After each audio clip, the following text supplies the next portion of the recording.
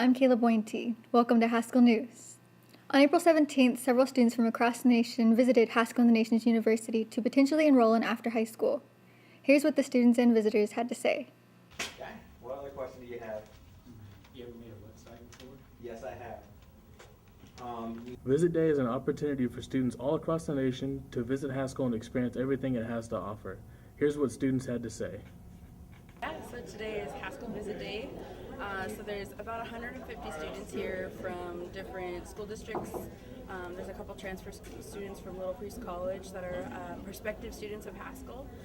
So hopefully they're enjoying their time.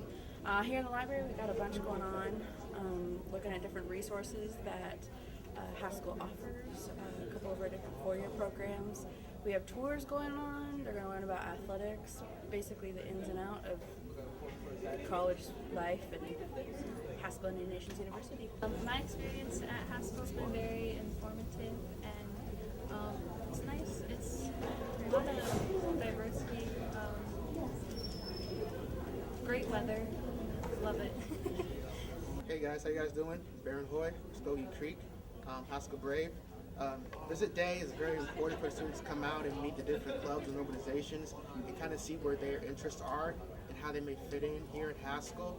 And also it's a big opportunity to meet and network earlier on in the game. So it's important for you to go out and meet these people, gain contacts, and really learn from each other and see, what might you want to do when you get here. We are in need of educated Native American leaders amongst our youth.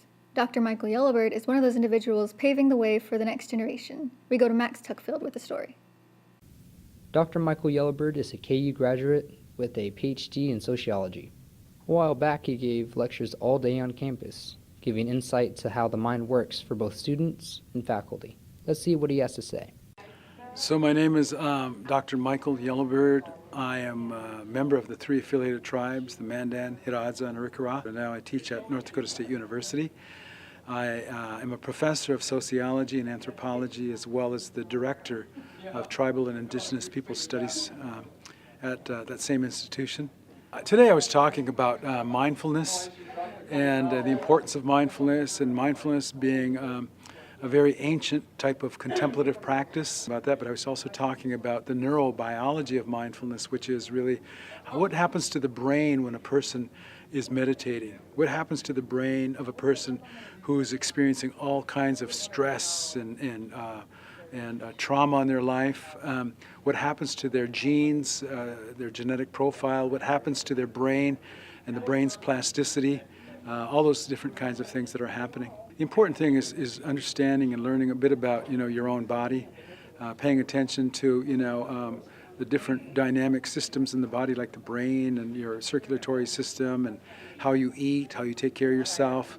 There's really a lot of good evidence that mindfulness is really helpful in reducing people's levels of stress and their anxiety. To have an understanding of how our own brain works and how we can facilitate practices that are helpful in helping our brain operate at its highest level of efficiency and productivity.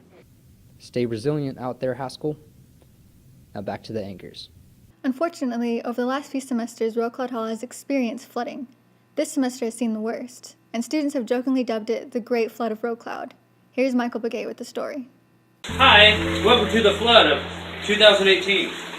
And I was present during the entirety of the Great Flood of 2018 at Haskell.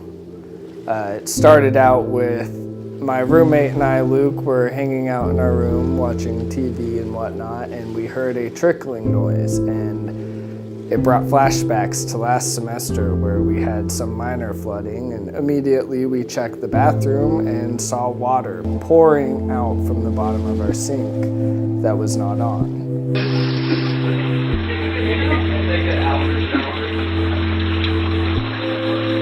When it was being flooded, there was nothing we could do because, the damage was done. Usually it just stops by the bathroom, but this time it just kept going.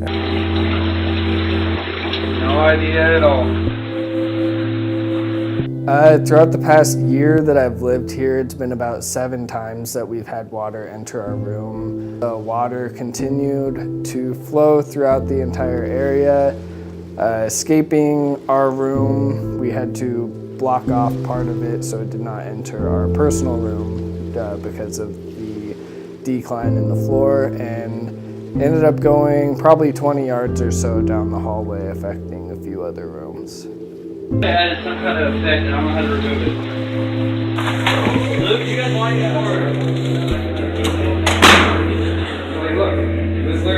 4 or 5 plumbing contractors came out, and each one diagnosed the situation, and not until the last plumbing contractor came out and looked at it where they were able to figure out what was wrong and fix it up. Mostly after several contracting companies had come through with a few engineers and architects, I had picked up the gist of the floor plan between this floor and the rooms above and these ones.